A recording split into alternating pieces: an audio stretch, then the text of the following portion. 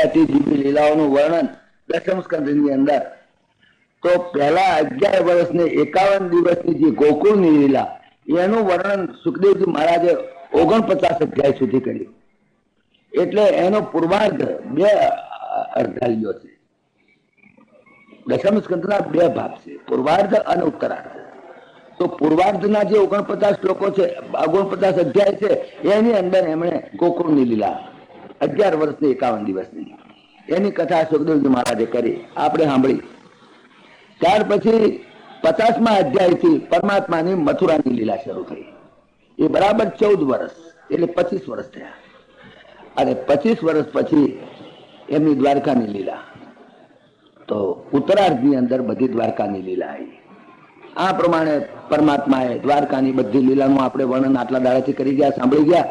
દ્વારકાની બધી લીલા પૂરી થઈ ગઈ. આમ તો છેલ્લા શિશુપાલને દંત વક્ત્રને માર્યો, ત્યાર પછી પરમાત્માએ હથિયાર મૂકી દીધું. હવે મારે લડવું નથી, કોઈની સાથે લડવું નથી, બસ.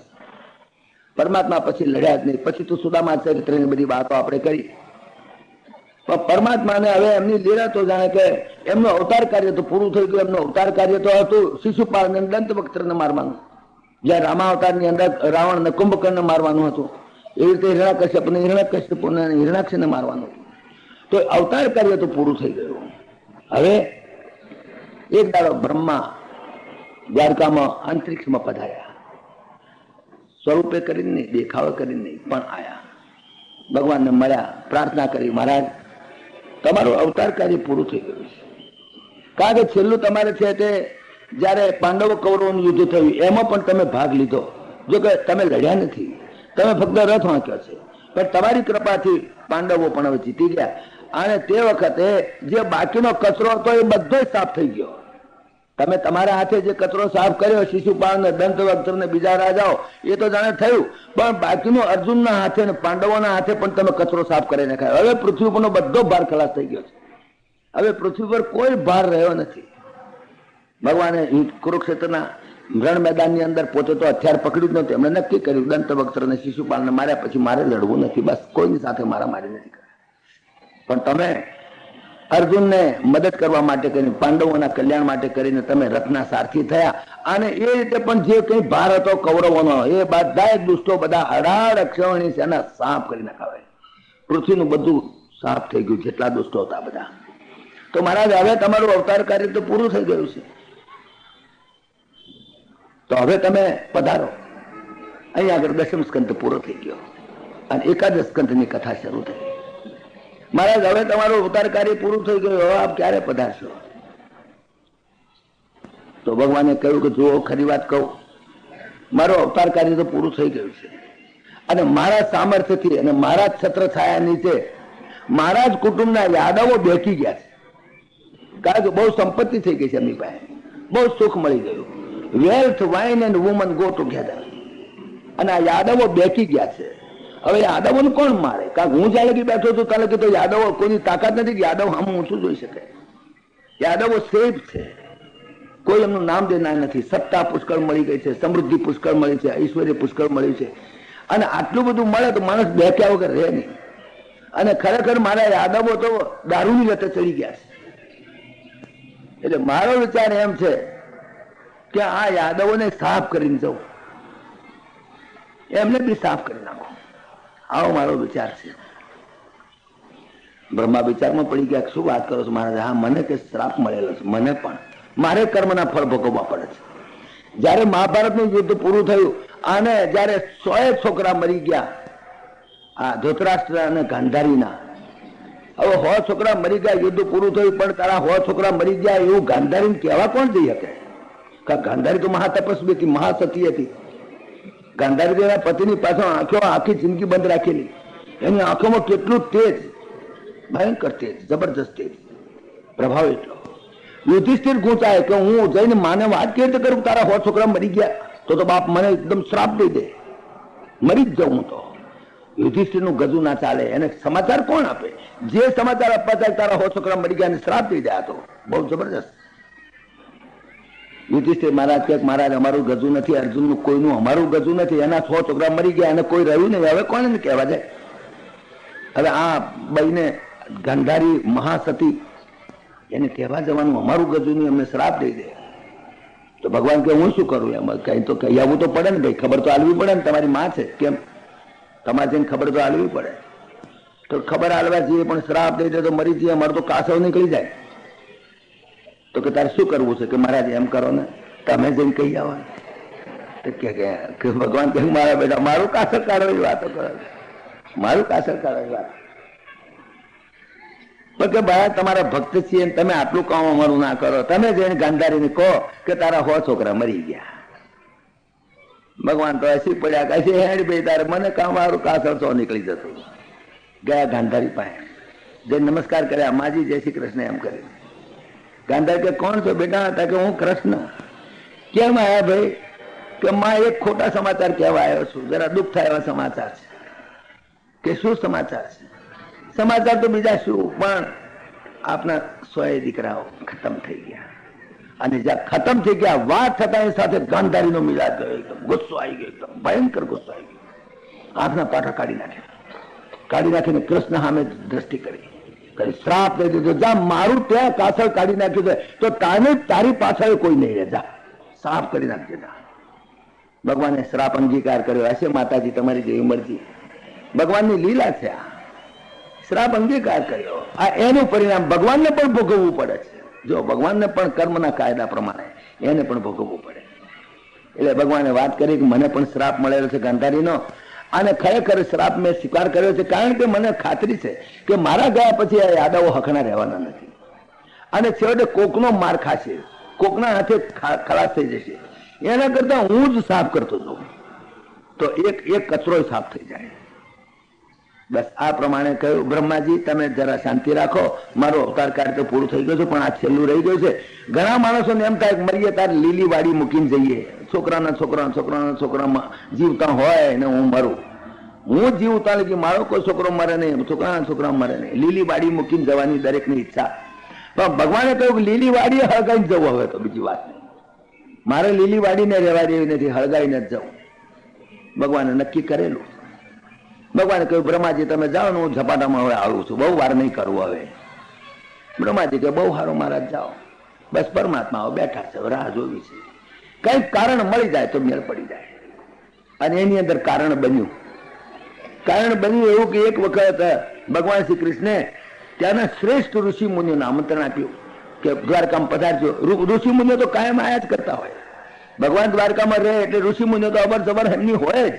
કાયમ પડ્યા પાછળ કેટલાક ઋષિ મુનિઓ તો રહે દ્વારકામાં, બસ એ ભગવાનના સાનિધ્યમાં આનંદ કરે. ઋષિ મુનિઓને ભગવાન પધાર્યા છે, હવે કેટલા દાડા છે, એટલે ઋષિ મુનિઓ નામ હોય. એક વખત એમણે સેમિનાર મોટો રાખ્યો, બધા ઋષિ મુનિઓને બોલાવો. બધા ઋષિ મુનિઓ ત્યાં આગળ આવેલા, અને એ ઋષિ મુનિઓનો કેમ્પ પડેલો. આ યાદવોના છોકરા એવા ફાટી ગયેલા, ફાટીને હરે જતા રહ્યા હતા, મિજાજના ખો થઈ ગયા હતા. બસ કોઈની પરવા ના કરે. અત્યારના જેમ યુવાનો, એ યુવાની એવી વસ્તુ છે, એવા કઈ પૈસા છે, સમૃદ્ધિ છે.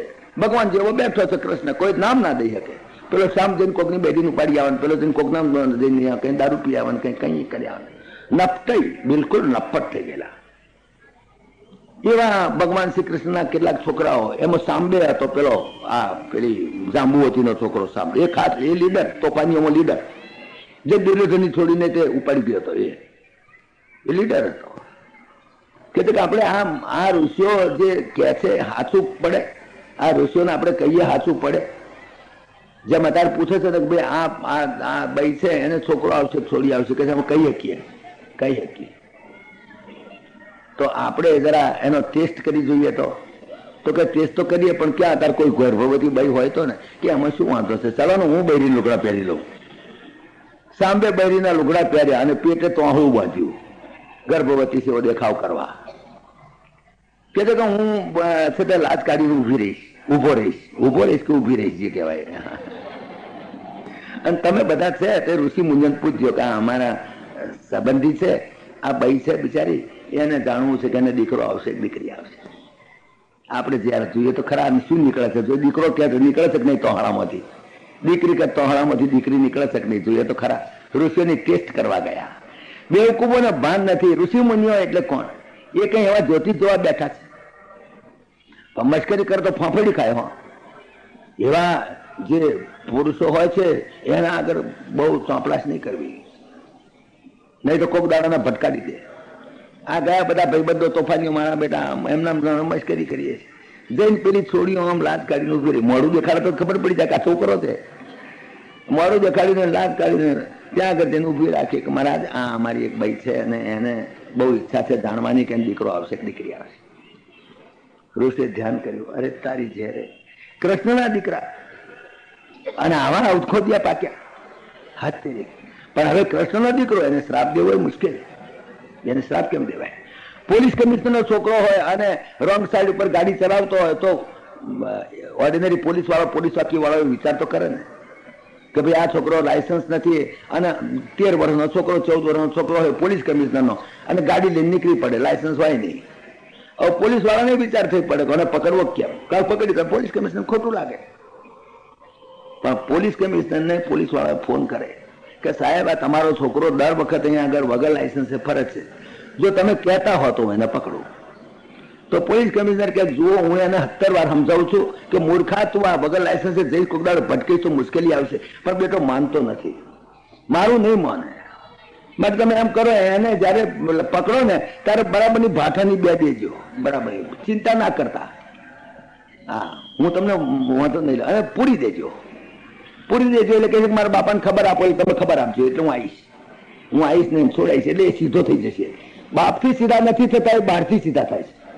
જે વાતથી નથી માનતા એ લાતથી માને છે. એમ આ ઋષિ મુનિઓનું ગધું તો નહીં કે ભગવાનના દીકરાને શ્રાપ દે, પણ ધ્યાનની અંદર જોઈ લીધું કે ભગવાનની ઈચ્છા છે, જોઈ લીધું પરમાત્માની ઈચ્છા જ છે. પરમાત્માની ઈચ્છા વગર તો થાય નહીં. ધ્યાનમાં ઋષિઓ જોઈ લીધું પરમાત્માની ઈચ્છા જ છે, શ્રાપ દેવામાં કોઈ વાંધો નથી, નહીં તો પરમાત્મા વાંધો લે ને.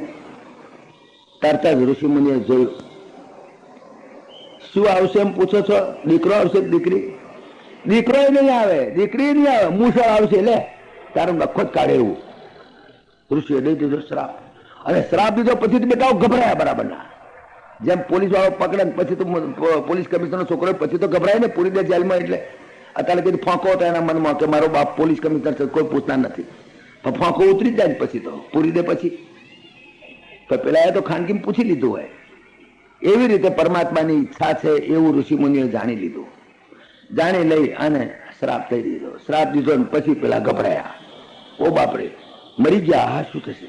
બહાર નીકળી ગયા. બહાર નીકળી ગઈને લોકોના કાઢી નાખીને પેલું તોહાળું તો પાછું કે ભાઈ મારે તોહાળામાંથી મોટું નીકળ્યું, મુસળ ખાશું. આવું હતું લોખંડનું. હા હવે શું કરવું? ગભરાયા.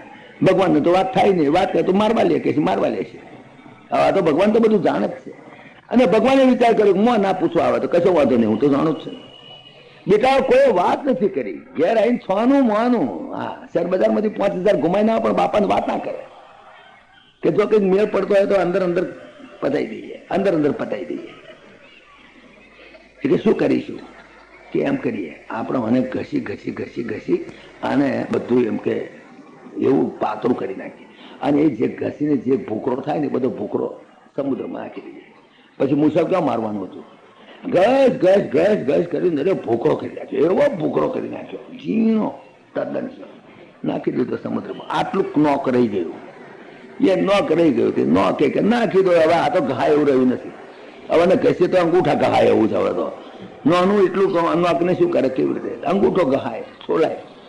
નાખી દીધું, એ મરશે, આવતા રહ્યા ઘેર. હેડો હવે શું થવાનું? કશું નહીં. સમુદ્રમાં નાખી દીધું, જશે એ પાણી મુકતા. પરમાત્માને વાત પણ ના કરી, બિલકુલ વાત ના કરી. બસ વાત પતી ગઈ. ભગવાને વિચાર કર્યો છે. એવામાં આયા નારદ આયા તાર ઉદ્ધવજી જોડે બેઠેલા ને નારદ આયા. મહારાજ તમારો અવતાર કાર્ય પૂરું થઈ ગયું છે. કે હા મને ખબર છે, થોડા દાડા હું આવું છું, તમે ચિંતા ના કરશો. ઉદ્ધવજી આ વાત સાંભળી. ઉદ્ધવજીના જીવને ધ્રાસકો પડ્યો. અરે હવે ભગવાન ચાલ્યા જશે, શું થશે? ઉદ્ધાર જેવા ગયા પછી ઉદ્ધવજી રોઈ પડ્યા એમના ચરણમાં બેસીને, મહારાજ તમે જતા રહેશો.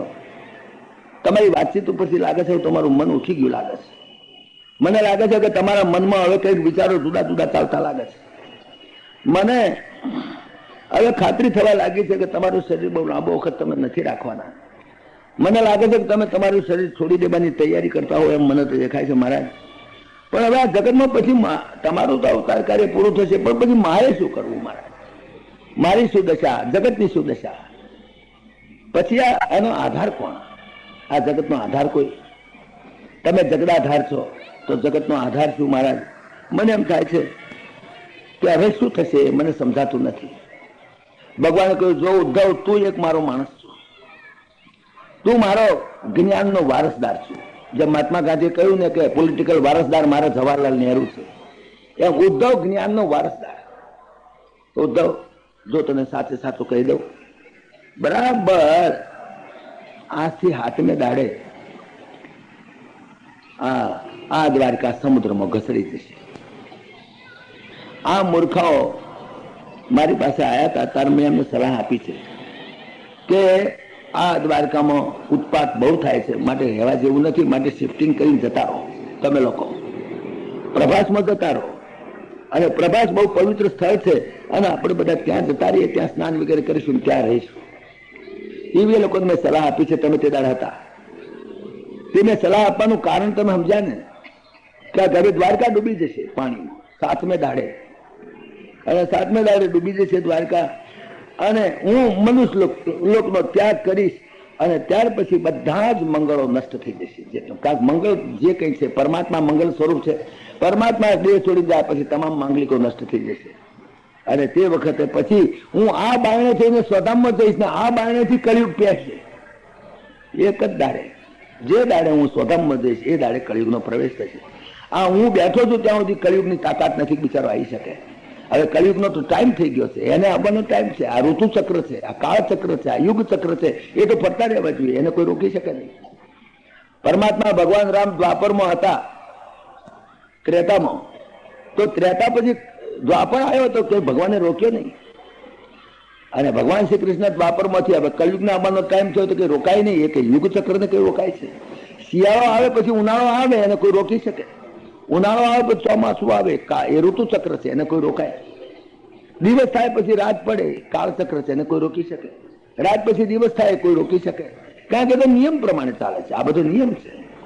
તો મારે જવાની તૈયારી, હું જે દિવસે સ્વધામમાં જઈશ તે દિવસે કળિયુગ દાખલ થશે.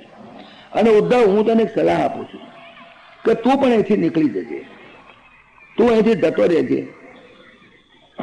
તારે પણ અહીં આગળ રહેવું નહીં. તું જે સ્વજનો વગેરે જે બધા છે એના ઉપર તું સ્નેહનો ત્યાગ કરી દેજે, મોહ માયાનો ત્યાગ કરી દેજે, મનને સારી રીતે સ્થાયી કરી દેજે, અને સમષ્ટિ યુક્ત થઈ અને પૃથ્વી પર તું તાર મારે વિચારજે. જ્યાં આગળ જવું ત્યાં ભગવાનના ગુણ ગાજે, મારા ગુણ ગાજે, અને તું એ પ્રમાણે રહેજે. તું નીકળી જજે. આ યાદવમાં એકલો તું બચવાનો છું, બાકી કોઈ બચવા, બધા સાફ થઈ જશે. ઉદ્ધવ તો બિચારો રડી પડ્યો. અરે મહારાજ, આવી સ્થિતિ આવશે કે મહારાજ પણ પછી આ તમારું જ્ઞાન, આ તમારું ઐશ્વર્ય, એ બધું ક્યાં? તો કે મારું તમામ જ્ઞાન, મારું તમામ ઐશ્વર્ય હું ભાગવતમાં મૂકતો જાઉં છું. ભાગવત સમુદ્રની અંદર હું પ્રવેશ કરી જઈશ, અને ભાગવતની અંદર મારું તમામ જ્ઞાન હું મૂકતો જાઉં છું. એ ભાગવત ધર્મનો તું પ્રચાર કરજે, તું પ્રચાર કરજે. અને ભાગવત ધર્મ શું છે એ હું તને સમજાવું. અને પછી ભગવાને જ્ઞાનનો ઉપદેશ કર્યો. એ ભાગવતના 6 અધ્યાયથી 29 અધ્યાય સુધી 24 અધ્યાય, એ 24 અધ્યાયની અંદર ભાગવતનો આ પરમ ધર્મનો ઉપદેશ એમણે કર્યો. એ શ્રીમદ ભાગવતનો એકાદશ સ્કંદ, એકાદશ સ્કંદના 30 અધ્યાય છે. એમાં 6 અધ્યાયથી માંડીને તે 29મા અધ્યાય સુધી 24 અધ્યાય, એની અંદર ભગવાને તમામ જ્ઞાન એને આપ્યું. અને એ જે 6 અધ્યાયથી 29 અધ્યાય, એ 24 અધ્યાય એને ઉદ્ધવ ગીતા કહે છે. જો આ બે ગીતાઓનું ત્યારે તમારા આગળ થોડીક વાત કરું. ગીતા એ સ્વતંત્ર ગ્રંથ નથી. ભગવદ ગીતા જે છે આપણે જે વાંચીએ છીએ 18 અધ્યાય વાળી, એને અર્જુન ગીતા કહેવાય છે. ખરેખર તો એ અર્જુન ગીતા છે, કારણ કે સ્વતંત્ર ગ્રંથ નથી. તમે જોજો કે ગીતાની અંદર મંગળાચરણ નથી. ભગવદ ગીતામાં કોઈ પણ સ્વતંત્ર ગ્રંથ હોય તો એમાં મંગળાચરણ હોય. આ એકાદશ સ્કંદને સમજવા માટે જરા બહુ બુદ્ધિને સ્થિર રાખવી પડશે, કારણ કે હવે અઘરો વિષય છે. જો કે અઘરો નથી, સહેલો છે, સમજાશે. કોઈ અકળાવાની જરૂર નથી. એકાદશ સ્કંદની કથા કરવી એ અઘરી નથી, સમજાવવી અઘરી છે, પણ એ સમજાવવાની જો રીત આવી જાય તો બરાબર છે, સમજાઈ જશે, કશી અકળામણ થાય એવું નથી. એકાદશ સ્કંદ આજે ને કાલે ને હવારમાં ને હાજે ને પરમદાડા સુધી ચાલશે. એને પૂરેપૂરો સમજવો છે. બે ગીતાઓ હું તમને કહું છું. એક તો મહાભારતમાંથી નીકળેલી ગીતા છે. મહાભારત તમે જાણો છો ને, જેમ રામાયણમાં 7 કાંડ છે, કાંડ કહેવાય. રામાયણમાં જે ભાગ હોય બાલકાંડ, અયોધ્યાકાંડ, પછી અરણ્યકાંડ, પછી કિષ્કિંધા કાંડ, સુંદરકાંડ, યુદ્ધકાંડ, ઉત્તરકાંડ વગેરે 7 કાંડ કહેવાય. રામાયણની વ્યવસ્થા એવી છે, એમાં 7 કાંડ છે. ભાગવતની વ્યવસ્થા એવી છે કે એમાં સ્કંદ છે. એક પહેલો સ્કંદ, બીજો સ્કંદ, ત્રીજો સ્કંદ, એમ 12 સ્કંદ છે. મહાભારતમાં પર્વ હોય છે. મહાભારતમાં 18 પર્વ છે. કર્ણ પર્વ, ભીષ્મ પર્વ, એવી રીતે બધા પર્વ. એની ઉદ્યોગ પર્વ, શાંતિ પર્વ, કર્ણ પર્વ, એવા બધા પર્વ હોય. 18 પર્વ છે. તો મહાભારતનું જે ઉદ્યોગ પર્વ જે છે, એ ઉદ્યોગ પર્વની અંદર આ વાર્તા જે ભગવાન શ્રી કૃષ્ણ વિષ્ટિ કરવા જાય છે હસ્તિનાપુરમાં, ધૃતરાષ્ટ્રના પાર્લામેન્ટમાં, દુર્યોધનની પાર્લામેન્ટમાં વિષ્ટિ કરવા જાય છે, એ બધો પ્રસંગ બહુ સુંદર વર્ણન કર્યું છે.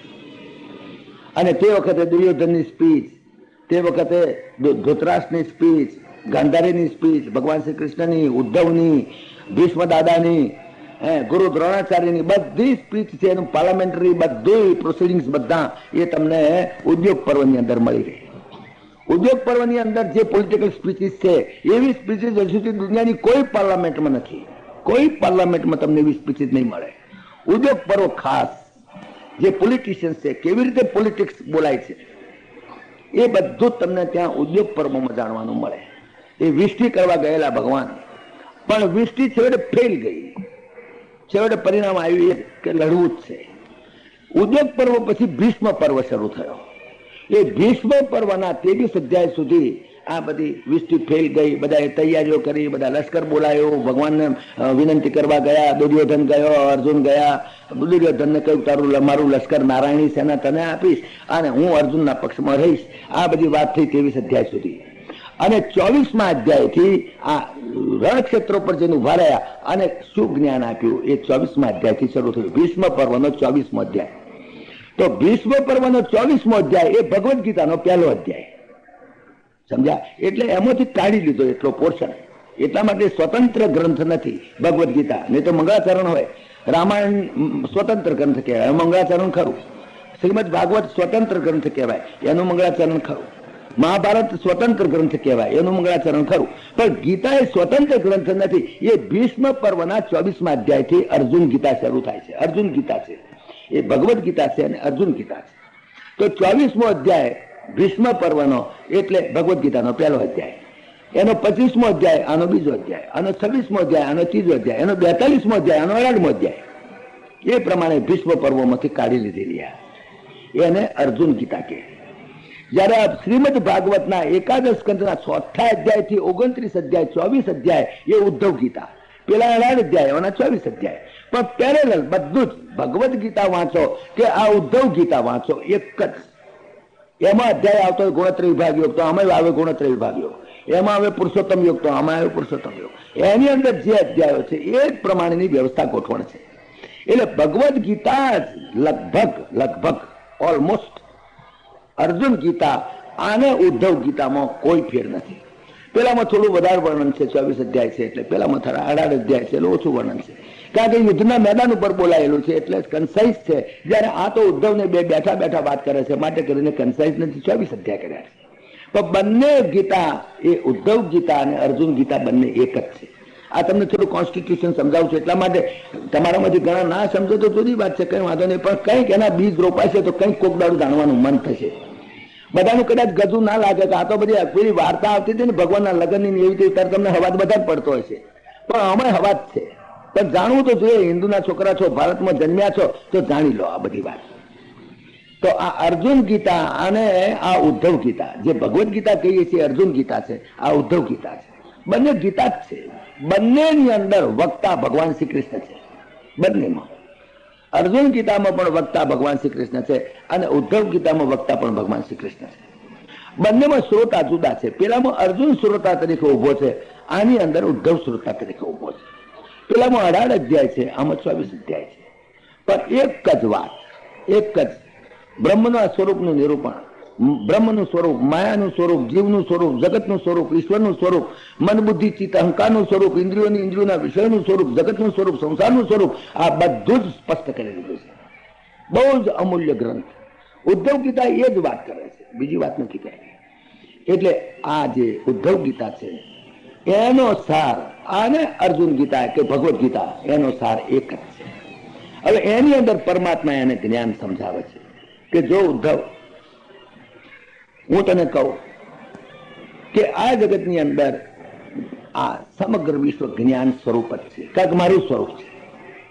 જ્ઞાન છે એ નિજી વસ્તુ છે, કોઈ બહારથી આવતી વસ્તુ નથી. તું બહારથી ખોળવા જઈશો તને જ્ઞાન નહીં જડે. જ્યારે પણ જ્ઞાન પ્રગટ થશે ત્યારે તને એ જ્ઞાન નિજી વસ્તુ, બજારું ચીજ નથી, ઉધાર ચીજ નથી. માટે ઘણા માણસોને ગૂંચવણ થાય છે કે જ્ઞાન મેળવવા માટે કયો ગુરુ કરવો. આ પ્રશ્ન ઘણાને થાય છે. ગુરુ કરવો કે ના કરવો, પહેલો સવાલ તો આ કે ગુરુ કરવો કે ના. ભગવદ ગીતામાં તો કહી દીધું કે ગુરુ કરવાની જરૂર નથી અને ગુરુ કરવાની જરૂર છે. ગુરુ કરવાની જરૂર નથી એમ પણ બોલ્યા ભગવાન. ઉદ્ધરેદ આત્મનાત્માનમ ન આત્માનમ અવસાદે. આત્મૈવ આત્મનો બંધુ, આત્મૈવ રિપુરાત્મનઃ બંધુર આત્માત્મનસ્તસ્ય એનાત્મૈવ આત્મનાજીત અનાત્મનસ્તુ શત્રુત્વે વર્તેત આત્મૈવ શત્રુવત. તમે જ તમારા ગુરુ છો એવું પણ કહ્યું અને ગુરુ હોવો જોઈએ એવી પણ વાત કરી. આ પ્રશ્નો ઘણા માણસોના મગજમાં ચાલતા હોય છે. આ બધા પ્રશ્નોના નિકાલ આજે 2 દિવસમાં આપણે કરવાના છે. પહેલો સવાલ તો એ કે ગુરુ કરવો કે નહીં, એક. બીજો સવાલ એ કે ગુરુ કરવો તો કયો કરવો, કેવો ગુરુ કરવો, 2. અને ત્રીજું કેટલા ગુરુ કરવા. આ 3 સવાલ મુદ્દાના છે. ત્યાંથી શરૂઆત કરે છે. ગુરુ કરવો તો એક મત એવો છે, એક અભિપ્રાય એવો છે, એક વિચારધારા એવી છે કે ગુરુની જરૂર નથી જરૂર, કોઈ જરૂર નથી. તમે જુઓ થિયોસોફિકલ સોસાયટી નું નામ તો તમે સાંભળ્યું હશે. એ બ્રહ્મ વિદ્યા છે. થિયોસોફી મીન્સ બ્રહ્મ વિદ્યા. Theo means the knowledge and sophia means God. The knowledge of God, that is called theosophy. એ તો અંગ્રેજી નામ છે એટલે ઘણાને કંઈક જુદું લાગે, ફોરેન લાગે છે. બાકી બ્રહ્મ વિદ્યા છે. આ થિયોસોફિકલ સોસાયટીના મોટા એક અત્યારના ઋષિ ગણાય કૃષ્ણમૂર્તિ. તમે કદાચ એમનું નામ સાંભળ્યું હોય. આખા વર્લ્ડમાં ફરે છે. થિયોસોફીના અથંગ ઉપાસક કૃષ્ણમૂર્તિ. એ કૃષ્ણમૂર્તિ દરેક લેક્ચરમાં જ્યાં જાય ત્યાં કહે છે કે ગુરુની જરૂર જ નથી. બિલકુલ શું જરૂર છે ગુરુની? તમે જ તમારા ગુરુ છો. તમે તમારી જાતે ઉદ્ધરે આત્મના આત્માનો. તમે ભોંય ઉપર પડ્યા છો તો ભોંયનો જ ટેકો લઈને તમારું ઉભા થવાનું. તમે પડી ગયા ભોંય ઉપર, પણ તમે એમ ઉછળીને ઉભા થવાના હતા. તમારે ભોંયનો ટેકો લેવો પડે. તમે દેહમાં આવ્યા છો તો દેહની અંદર રહેલું ચૈતન્ય છે અને એ જ તમારો ગુરુ છે. ઉદ્ધરેદ આત્મના આત્માનમ. તમે તમારો ઉદ્ધાર જાતે તમે જ કરો. કોઈ ગુરુની જરૂર નથી. This is the opinion. આ એક this is one school of thought. આ એક વિચારધારા છે. 2 વિચારધારાઓ છે. કેટલાક વિચારધારા, બીજી વિચારધારા એમ કે ગુરુ સિવાય જ્ઞાન છે જ નહીં, ગુરુ કરવો જ પડે. ગુરુ કર્યા સિવાય ચાલે જ નહીં. અરે ગુરુ વગરનો તો નુગરો કહેવાય. ગુરુ કરવો જ પડે. આ 2 વાતો છે, 2 વિચારધારાઓ છે અને બંને સાચાઈ છે પાછા. કારણ કે ગુરુ કરવાની જરૂર નથી. જે માણસ અગાશી ઉપર ચડી ગયો એને પછી નિહાળીની જરૂર નથી. કૃષ્ણમૂર્તિ કહે છે બરાબર છે. જે માણસ અગાશી ઉપર ચડી ગયો પછી અગાશી ઉપર ચડ્યા પછી નિહાળી લઈને ઉચકીને ફરે, ગુરુનું ઉચકીને ફરે, એનો કઈ અર્થ છે? એની કોઈ જરૂર નથી. પણ જે માણસ નીચે ઉભો છે એને નિહાળીની જરૂર છે. પણ નિહાળીની જે જરૂર છે એ નિહાળી ફક્ત ચડવા પૂરતી જ જરૂરિયાત, પછી નહીં. પછી એ ગુરુના ત્યાં ચાલીને રખડ્યા જ કરે એ નહીં. ઘણા તો છે આપણે નદી ઓળંગવી હોય તો નદી ઓળંગવી તો નાવ જોઈએ. નાવ સિવાય કે નદી ઓળંગાય નહીં. પણ નાવ આવ્યું, બેઠા, નદી ઓળંગી ગયા, પછી હામા ગામમાં જવું હોય તો નાવને ઉચકીને ફરીએ. કોણે મને તાર્યો છે, કોણે મને તાર્યો છે, માટે ઉચકીને ફરું તો એ નાવ ઉચકીને ફરો તો કોને દેખો તમે? કે ગુરુને ઉચકીને ફરે, કોણે મને તાર્યો, કોણે મને નદીએ તાર્યો ખરો, તને નાવડે તાર્યો ખરો, પણ નાવડે તાર્યો પછી એ નાવડાને મૂકી દેવાનું ત્યાં. પછી તો તારે ઉચકીને શું કામ છે? ગુરુની જરૂરિયાત ક્યાં સુધી છે તમે જુઓ, બરાબર સમજો. આ બહુ કોમ્પ્લિકેટેડ પ્રશ્ન. માત્ર પરમાત્માના દરવાજા સુધી મા બાપની ગરજ થાય. જેમ મા બાપ છે ને, મા બાપ તો મા બાપ દીકરીને હારે વળાવે છે, એને પતિની સાથે મેળાપ કરાવે. મા બાપની ઈચ્છા શું છે કે એના પતિ સાથે મળી જાય, આ જ ઈચ્છા છે. જીવાત્માની ખાસ જરૂરિયાત તો શું? પરમાત્મા સાથે મળી જવું, બસ આ જ છે, બીજું છે. હવે મા બાપ શું કરે? મા બાપ બહુ તો સારો છોકરો ખોળી લાવે, હા એ મા બાપ કરે, પેલી છોડી ન કરે. મા બાપ સારો છોકરો ખોળી લાવે, પછી મા બાપ એને એનું કુટુંબ વગેરે જોવે, પછી મા બાપ નક્કી કરે, હગાઈ કરાય, હગાઈ કરે એનો ખર્ચો વગેરે મા બાપ ભોગવે, છોડીને કશું નહીં. એ બધો ખર્ચો કરે, એના વેવાઈ આવે, વેવણ આવે, બધો ખર્ચો કરે, બધું ભોગવે. પછી છોડીનું લગ્ન લે, છોડીના લુગડા લાવી દે, બધી વ્યવસ્થા કરે, આમંત્રણ આપે, જમાડે, જાન આવે, એનું લગ્ન ધામધૂમથી કરે, એ બધું મા બાપ કરે. પછી મા બાપ એને પછી વિદાય જ કરે. હા, પછી વિદાય કરવી જ પડે. પછી ક્યાં સુધી મા બાપ એની જોડે રહે? છતાં કોઈ મા બાપને બહુ પ્રેમ હોય તો કદાચ એને હારે ઉધી જાય, લ્યો મા બાપ એને હારી ઉધી જાય. પણ જ્યારે એના ધણીની સાથે એકાંતમાં મેળાપ થવાનો હોય તે વખતે તો એ ધણી જે રૂમમાં એ બાયણું ખોલીને છોડીને અંદર ગાલી દે, પછી એ બાયણું ભરે, પછી અંદર ન જવાય. જ્યાં પરમાત્માનો મેળાપ થઈ ગયો પછી તો ગુરુ ખસી જાય, પછી ગુરુની કામ નહીં. પછી મા બાપ કહે છે કે ના અમે તો એના ધણીની સાથે મેળાપ થાય તે વખતે અમે હાજર રહીએ, એવું કઈ બને? એ શક્ય નથી, ન થવું જોઈએ. તો ગુરુ ફક્ત તમને પરમાત્માના દરવાજા સુધી લઈ જાય. પછી દરવાજાની અંદર દાખલ થઈને પ્રેમ કરવાનો તો તમારે છે, પરમાત્માની સાથે પ્રેમ તો તમારે. એ છોકરી એના ધણી સાથે પ્રેમ કરવો જોઈએ. એ કે મા બાપ પ્રેમ કરવાનું ના આવે, મા બાપ પ્રેમ કરવાનું શીખવાડે પણ નહીં. એ તો પ્રેમ કરતા ના આવડે તો કાઢીએ મેલે. તો પ્રેમ તો દીકરીને જાતે જ કરવો પડે. એટલે ગુરુ કદાચ તમને મદદ કરે તો માત્ર પરમાત્માના દરવાજા સુધી, પણ એથી આગળ તો તમારે જ પરમાત્મા સાથે. એ જયારે સાચું મિલન થાય, પરમાત્માની સાથેનું જીવાત્માનું મિલનનો પ્રસંગ, એ પ્રસંગ તો બંનેનું એ દ્વૈત મટી જાય, અદ્વૈત થઈ જાય, તે તો ગુરુ ખસી જ જાય, એમાં વચમાં નહીં આવે ગુરુ. તો એ હિસાબે કૃષ્ણમૂર્તિ અગર તો એવા ઘણી વિચારધારા છે, એવા ઘણા there is a school of thought which think, એ લોકો વિચાર કરે છે ગુરુની જરૂર નથી. એમની વાત સાચી છે કે ભાઈ નાવડું ઉતરી ગયા પછી જરૂર નથી, પછી નાવડાને ઉચકીને ફરાય નહીં. પાર ઉતારી દીધા બરાબર છે, નાવડાને થેન્ક યુ કહીએ, બહુ સારું કર્યું, ચાલો. પણ પછી તો તમારે પછી ઉચકીને ફરવાનું શું છે? અગર તો નિહાળી ચડી ગયા, જે જન્મ જન્માંતરની જેની ઉપાસના છે, જે માણસ એવા એની ચેતના એટલી એક્ઝોલ્ટેડ, એટલી ઉચ્ચ કક્ષાની છે, તો એને ગુરુની કોઈ જરૂર નથી. પણ જે પ્રિમિટિવ સ્ટેજમાં છે જેને, તો શરૂઆતમાં ગુરુની જરૂર પડે. નિશાળે જાવ તો નિશાળમાં એમ તો ચોપડી વાંચીને પાસ ના થવાય, પણ છતાંય તે એકડી બગડી શીખથી માંડીને ગુરુની જરૂર પડે. પણ પછી બીકોમ થઈ ગયો પછી એને 11 દુ 22 11 33 કોખવાની જરૂર ના રહે. એટલે that depend upon the stage. એક એવી એક સ્થિતિ છે જે સ્થિતિ ઉપર ગુરુની જરૂર છે, અને એક એવી સ્ટેજ છે કે જે સ્થિતિ ઉપર ગુરુની જરૂર નથી. તો ઇટ વેરીઝ. એ તો દરેકની અંદર જુદી જુદી છે. દરેકના જન્મ જન્માંતરના જે સંસ્કારો, અગર તો એનું જે વિજ્ઞાન પડ્યું છે, અનેક જન્મનું વિજ્ઞાન એની ઉપર આધાર રાખે છે. એટલે ગુરુની જરૂર છે પણ ખરી, ગુરુની જરૂર નથી પણ ખરી. તમે જુઓ આ અર્જુન ગીતા અને આ ઉદ્ધવ ગીતા, હું ભગવદ્ ગીતા નહીં કહું, અર્જુન ગીતા કહીશ ડિફરન્શિએટ કરવા માટે. અર્જુન ગીતાની અંદર બીજા અધ્યાયની અંદર એક સ્થિત પ્રજ્ઞના લક્ષણો બતાવ્યા. સ્થિત પ્રજ્ઞ કોને કહેવાય તમે જાણો છો, સ્થિત પ્રજ્ઞના લક્ષણો તમે જાણ્યા છો. પણ અહીંયા આગળ ઉદ્ધવ ગીતામાં તો સ્થિત પ્રજ્ઞને ઉભો જ રાખી દીધો, સીધો જ સ્થિત પ્રજ્ઞને ઉભો કરી દીધો. જો આ સ્થિત પ્રજ્ઞા, અને એ વાત એમણે કરી કે એક વખત યદુ રાજા બહાર ગયેલા, ફરતા હશે બહાર પ્રવાસે, અને એમણે એક અવધૂત જોયો, જબરજસ્ત અવધૂત, મસ્ત બોડી બી સરસ, તેજ પણ એટલું બધું, અને ફક્ત એક લંગોટી અડધા મીટરની, બાકી કાંઈ ન મળે દુનિયામાં. ક્યાંય એને બંગલો નહીં, મોટર નહીં, કશું જ નહીં, એને ઝૂંપડું નહીં, ખિસ્સામાં ખિસ્સું જ નહીં, પૈસો તો હોય જ છે એનો, સ્ત્રી નહીં, પુત્રાદિક નહીં, કશું નહીં, કાંઈ ન મળે. દુનિયા ઉપર મમત્વ એવું કોઈ ચીજ નહીં, જેને આ મારું એવું કોઈ ચીજ નહીં. અને દેહને પણ જે પોતાનો છે એમ નહોતો ગણતો. એવો એક ગુરુ અવધૂત દત્તાત્રેય મળ્યો. આ યદુરાજા અને દત્તાત્રેય, યદુરાજાએ દત્તાત્રેયને જોયા, તેજસ્વી એટલા બધા, શરીર પણ મસ્ત, શરીરમાં કોઈ રોગ નહીં અને મસ્ત શરીર. તો યદુરાજાએ પ્રશ્ન પૂછ્યો, મહારાજ તમારી પાસે આ દુનિયામાં એક ઝૂંપડું પણ નથી, તમારી પાસે ઘરમાં અનાજનું એક કણ નથી, તમારી પાસે લુગડામાં માત્ર આટલી લંગોટી સિવાય કંઈ દેખાતું નથી, તમારે કોઈ સ્ત્રી નથી, પુત્ર નથી, કોઈ સાધન નથી, કઈ ચીજ તમારી પાસે નથી, બિલકુલ અકિંચન, બિલકુલ અકિંચન.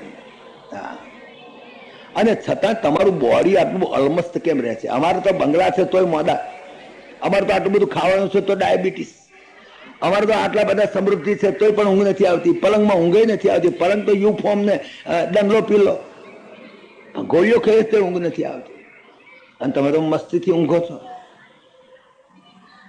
મારા તમારો ગુરુ કોણ છે બતાવો. બહુ સુંદર. આ ગુરુની વાત ત્યાંથી શરૂ થાય છે. તમે કયું તમારું સિક્રેટ છે એમને બતાવો. અમારે તમારું સિક્રેટ જાણવું છે. ત્યાંથી આ 7મા અધ્યાયથી શરૂ થાય છે. ગુરુ, તમારો ગુરુ કોણ? તમારે કોઈ ચિંતા નથી, અને અમે તો ચિંતા મરી ગયા. જેટલા પૈસા એટલે ચિંતા વધારે, સરોના ભાવ બેસી જાય વળી પાછી ચિંતા વધી જાય, પાછી ચિંતા, છોકરો મોદો પડે ચિંતા, બેરું નફટ પાકે ચિંતા, બંગલો વેચી જાય ચિંતા, મ્યુનિસિપાલિટી ટેક્સનું બિલ આવે ચિંતા. ચિંતામાં મરી ગયા છીએ અમે તો. અને તમારું તો કોઈ, તમે જુઓ તો એ અલમસ્ત શરીર પણ તમારું સરસ, બધી રીતે સુખી, ઘસઘસાટ ઊંઘો છો, બધી કઈ ચિંતા નહીં. મારે તમારું સિક્રેટ શું છે અમને કહો. નિર્ભયપણે તમે વર્તો છો, તમારે કોઈ સિક્યોરિટી મેજર્સ પણ નહીં, તમને કોઈ હાચવનાર, રાજીવ ગાંધી કેટલા હાચવનારા, મરી જાય, મારી નાખે. હવે આટલા ભયભીત રીતે જીવવું એ કે જીવ્યું કહેવાય? બીક લાગે, હમણાં કોઈક મારી નાખશે, એ મતમાં એના જ હાથે મરે, એના જે સિક્યોરિટી મેજર્સ વાળા જ મારી નાખે. ઇન્દિરા ગાંધી ને જ મારી નાખે, ભયભીત માણસ. ચંગીઝ ખાન હતો, ચંગીઝ ખાનની વાત છે કે ચંગીઝ ખાન એટલી બધી સિક્યોરિટી મેજર્સ રાખતો કે એનો જે તંબુ હોય ને, એ તંબુ આગળ જ પોતાનો ઘોડો બાજી રાખે. કદાચ નાહવું પડે તો પોતાનો ઘોડો તંબુ આગળ ખીલા ઠોકીને બાજી રાખે, અને પછી આજુબાજુ, તંબુની આજુબાજુ બધા સૈનિકો ગોઠવે. પણ એ સૈનિકો કદાચ દગો દેતો, એને હાચવા બીજી સૈનિકો પાછા એની આગળ બીજું વર્તુળ, એ કદાચ દગો દેતો તો ત્રીજું વર્તુળ, એ કદાચ દગો દેતો ચોથું, એમ 40 વર્તુળ એની આજુબાજુ કુંડા સૈનિકોના, મિલિટરીના મોટા. એટલી સિક્યોરિટી એને રાખેલી. પણ મરી ગયો કેવી રીતે તમે જુઓ. એક દાડ શું થયું કોણ જાણે, ગમે તે થયું, કંઈક ભડાકો થયો કે કંઈ અવાજ થયો, કંઈ ખબર નહીં પડી ક્યાંથી થયો, અને જેવો ભડાકો અવાજ થયો એકદમ સભાવ ઉઠ્યો ને એવો ઘોડો પકડવા ગયો, ઘોડાને ઉપર બેસ્યો, ઘોડાને લેવા ગયો તો ઘોડાને પેલો ખીલો દોરડું બાંધેલો હતો ને ખીલામાં અથડ્યો તો જ મરી ગયો. બધા સિક્યોરિટી વાળા બેસી રહ્યા તો જ મરી ગયો. એની સિક્યોરિટી એને માન્ય. જ્યારે આ બિલકુલ સિક્યોરિટી, નિર્ભયપણે જીવે છે, કોઈ આનંદ, કોઈ ચિંતા નહીં, કાંઈ નહીં. મારા તમારું સિક્રેટ બતાવો. તમારો ગુરુ કોણ છે? ગુરુ દત્તાત્રેય કહે કે જુઓ, આ આખું જગત ગુરુ જ છે, આ આખું જગત ગુરુ છે. તમે જ્યાંથી જે કંઈ મેળવો એ ગુરુ છે. પરમાત્માએ જે ચીજ બનાવી છે એ ગુરુ થઈ શકે એમ છે. તમારી દ્રષ્ટિ ફક્ત હોવી જોઈએ. સૃષ્ટિ આખી ગુરુ છે જો દ્રષ્ટિ બરાબર હોય તો. સૃષ્ટિને બદલવાની ચેષ્ટા ન કરો, દ્રષ્ટિને બદલવાની ચેષ્ટા કરો. આ સૃષ્ટિને બદલવા પ્રયત્ન કરશો તો સૃષ્ટિ તો છે જ છે, વીંછી જ રહેવાનો, હાપ જ રહેવાનો, સજ્જન જ રહેવાનો, દુર્જન જ રહેવાનો. આ સૃષ્ટિને બદલવાની જેને ચેષ્ટા કરી છે બધા ફેલ ગયા છે. સૃષ્ટિને કોઈ બદલી શક્યું નથી. સૃષ્ટિ તો છે જ, ઇટ એક્ઝિસ્ટ. પણ તમે દ્રષ્ટિ બદલો તો સૃષ્ટિ તમને બદલાયેલી દેખાશે. મુખ્ય વસ્તુ દ્રષ્ટિની છે. તો તમને એક આટલું કપડું પણ તમને ગુરુ બની જાય, તો તમને એક આટલું આ માઇક પણ ગુરુ બની જાય. તમને દ્રષ્ટિ જોઈએ, એની અંદર શું જ્ઞાન છે એ જાણવાની. મેં કે 24 ગુરુ કર્યા. 24 ગુરુની વાત તો તમે કદાચ ઘણી જગ્યાએ ભાગવતમાં સાંભળી પડે છે, પણ એક 25મો ગુરુ છે જેની વાત કદાચ કોઈ જગ્યાએ કોઈ નથી સંભળાવતા. પણ 25મો ગુરુ જે છે એ હું તમને કહેવાનો છું કે એ ગુરુ તમે કરજો, ખાસ કરજો, આજથી જ કરજો. આ ગુરુ તમને અત્યારે બતાડી જ દઈએ. ગુરુને ખોળવા પ્રયત્ન નહીં કરતા. ગુરુને ખોળવા જશો જ નહીં ચડે. અને એમાં લાલચુ જે ચેલા હશે એને તો અહીંયા ફૂટા જ ગુરુ મળવાના, ચોક્કસ મળવા. ભટકાવાનો કોકનો કોક ગુરુ, લાવો તમારું આમ કરી નાખો, લાવો તમારું આમ કરો, ફૂંક મારે ને પાણી પેલા અમારા પેલા મહેસાણા જિલ્લા પેલું કયું ગામના બાપુ, હા ખેરાળુના બાપુ ફૂંક મારે, કોઈ હોનાના ચકતા કાઢે, કોઈ બધી રખ્યા મટાડી દે. તારે હોનાના ચકતા કાઢે છે તારે એને ફાઇનાન્સ મિનિસ્ટરમાં મૂકી દો ને, તો આ ફોરેન એક્સચેન્જની ભાંસગડી મટી જાય. અને જો રખ્યા ખવડાવવાથી જો મટી જતું હોય તો પછી આ સિવિલ હોસ્પિટલમાં સિવિલ સર્જન તરીકે મૂકી દો ને ભાઈ. આ બધા ખાટલા ઊભા કરી દે, 15 દાડા આ હોસ્પિટલ, 15 દાડા પેલી હોસ્પિટલ, 15 બધા ખાટલા ઊભા થઈ જાય, આપી દે ભૂકરી થોડી ફાંકી જાઓ, ઊભા થઈ જાઓ, જાઓ ઘેર જાઓ, મટી ગયું. વિચાર કરો. તો જે લાલચુ શિષ્યો છે એને અહીંયા ફૂટા જ ગુરુ મળવાના. ગુરુ એ નથી, ગુરુ તમારી દ્રષ્ટિ છે. ચકલી ગુરુ નથી, પણ ચકલીમાં તમારી દ્રષ્ટિથી તમને જ્ઞાન ખેંચવાની શક્તિ છે, એ ગુરુ છે. તમારી દ્રષ્ટિને બદલવાની જરૂર છે, સૃષ્ટિને બદલવાની જરૂર નથી. અને 25મો ગુરુ બતાવ્યો છે, જેને મેં ગુરુ કર્યો છે. તમને હું સલાહ આપીશ કે તમે એને ગુરુ કરજો. 24 ગુરુ તમે સાંભળ્યા છે, તો 25મો ગુરુ હું તમને બતાવીશ. આ 24 ગુરુની વાત પહેલી સાંભળો. એને 24 ગુરુ કર્યા. 24 ગુરુ એટલો મોટો ઢગલો થઈ ગયો. અરે 24 તો it is only illustrative, it is not exhaustive list. 24 તો ઇલસ્ટ્રેટિવ છે, ઇલસ્ટ્રેશન તરીકે આપ્યા છે. It is not an exhaustive list of the gurus. ગુરુઓનું એક્ઝોસ્ટિવ લિસ્ટ નથી, આ ઇલસ્ટ્રેટિવ છે, દેખાડવા. બાકી તો 24 લાખ ગુરુ છે. આ દુનિયાની રેતી પણ ગુરુ છે, આ વાહડો ઉભો તે પણ ગુરુ છે. જો જ્યારે ખાતો નથી એ ડાયો છે, તમે ખસી જાઓ પણ એ જો ડાયો ઉભો છે. એક એક દ્રષ્ટિ તમારી જોઈએ તો બધા જ ગુરુ છે. અરે આખું જગત ગુરુ છે. અને આખું જગત જેની અંદર છે શ્રી કૃષ્ણ વંદે જગત ગુરુ. કોઈ ગુરુ ના ચડે તો ભગવાન શ્રી કૃષ્ણ વંદે જગત ગુરુ. કૃષ્ણથી વધારે કોઈ ગુરુ નથી. ગુરુને ખોળવા ફાંફા મારશો નહીં. જો તમારી લાયકાત થશે તો ગુરુ તમને ખોલતો ખોલતો આવશે. સુખદેવજી ખોલતા ખોલતા આવ્યા પરીક્ષિતને ક્યાં કાગળ લખ્યો હતો? ગુરુ મળ્યા હતા એને. તો ગુરુ એને કર્યા 24 ગુરુ કયા કયા કર્યા હું તમને ટૂંકાણમાં કહું, પછી લંબાણમાં કહું, કારણ કે એક એક ગુરુને સમજવા જેવો છે. વ્યાસ નારાયણ અમથા નવરા નથી બેઠા કે આવી લાંબી લાંબી વાતો કરે, કારણ કે હવે પરીક્ષિતને ઉતાવળ છે અને પમદાર હવામાં જવાનું છે. એટલે પરીક્ષિત નહીં ઉતાર, કારણ કે 2 દાડા પરીક્ષિતના 7 દાડામાંથી 5 દાડા થઈ ગયા, 2 દાડા રહ્યા છે. એટલે લાંબી વાતો કરવાનો ટાઈમ નથી, પણ છતાંય તે બહુ સમજવા જેવું છે. એને 25-24 ગુરુ કર્યા. એમાં 5 તો પંચ મહાભૂતને કર્યા: પૃથ્વી, પાણી, તેજ, વાયુ, આકાશ. પંચ મહાભૂત. ભૂત એટલે પેલું બીવડાવે છે ભૂત નહીં. ભૂત એટલે ભૂ ધાતુ ઉપરથી, ભૂ ટુ બી, એની ઉપરથી this are all becomings, the original becomings, that is called ભૂત. ભૂ ધાતુ છે, ભૂ એટલે ટુ બીકમ, ભૂ મીન્સ ટુ બીકમ, ભૂ એટલે થવું. તો જે થાય છે, જે બને છે, એ જે નથી બનતું એ તો બગડતું પણ નથી, એ તો આત્મતત્વ છે, ચૈતન્ય. એ બનતું પણ નથી, કોદાળ બન્યું પણ નથી, હતું જ છે જ, ત્રણે કાળમાં છે. જે બને છે એ બગડે છે, જે બને છે એ વિકારી છે, જે નથી બનતું એ વિકારી પણ નથી, નિર્વિકાર છે. એવા જે 5 તત્વો છે તો અવિનાશી, કારણ કે પરમાત્મામાંથી પેદા થયેલા છે. તો પરમાત્મા અવિનાશી છે, તો 5 તત્વો અવિનાશી છે: પૃથ્વી, પાણી, તેજ, વાયુ, આકાશ. એનો તમે નાશ નહીં કરી શકો. તમે રેતીના કણને પણ નહીં નાશ કરી શકો. It is indestructible. Matter is indestructible. પદાર્થ કદાપી ડિસ્ટ્રક્ટિબલ, હા, એ ચેન્જીસ ઇઝ ફોર્મ. એનું ફોર્મ બદલાય. વિકારી છે, વિકાર છે. વિકાર એટલે changing of form, that is called વિકારી. તો વિકારી છે પણ ડિસ્ટ્રક્ટિબલ નથી. કોઈ પણ પદાર્થ, એક રેતીનો કણ પણ તમે ડિસ્ટ્રોય નહીં કરી શકો. રેતીના કણને તોડો છે કે એટમ સુધી લઈ જાઓ. એ એટમથી આગળ અત્યારના વૈજ્ઞાનિકો તોડતા ઇલેક્ટ્રોન્સ, પેટ્રોન્સ, ન્યુટ્રોન સુધી ગયા, પછી કુડ નોટ બી ડિસ્ટ્રોયડ. પછી શૂન્ય એનું પૂરી ગયું.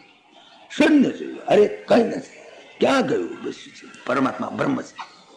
એટલા માટે 2 વિચારધારાઓ થઈ: પૂર્ણમદઃ પૂર્ણમિદં પૂર્ણાત પૂર્ણમુદચ્યતે પૂર્ણસ્ય પૂર્ણમાદાય પૂર્ણમેવાવશિષ્યતે. એક બાજુ. બીજી બાજુ જયારે તોડતે વૈજ્ઞાનિકો ગયા તો વૈજ્ઞાનિકો જો શૂન્યમદઃ શૂન્યમિદં શૂન્યાત શૂન્યમુદચ્યતે શૂન્યસ્ય શૂન્યમાદાય શૂન્યમેવાવશિષ્યતે. છેવટે શૂન્ય છે. ભગવાન શ્રી કૃષ્ણે કહ્યું પૂર્ણ છે, તો બુદ્ધે કહ્યું શૂન્ય છે. બંને સરખા, બંને સાચા, બંને સાચા. એટલે 5 તત્વો છે, એમાં કોઈ તત્વ ડિસ્ટ્રક્ટિબલ નથી. Energy is also indestructible, matter is also indestructible. It changes is form, matter changes is form. ફક્ત પદાર્થ એનો આકાર બદલે છે. જ્યારે એનર્જી ચૈતન્ય છે, નિરાકાર છે, એટલે આકાર નથી એટલે બદલાય કેવી રીતે? આકાર હોય તો આકાર બદલાય ને. આનો ગુણ બદલાય છે, એનો ગુણ નથી બદલાતો, કારણ નિર્ગુણ છે. નિર્ગુણનો ગુણ જ નથી, કેવી રીતે ગુણ બદલાય?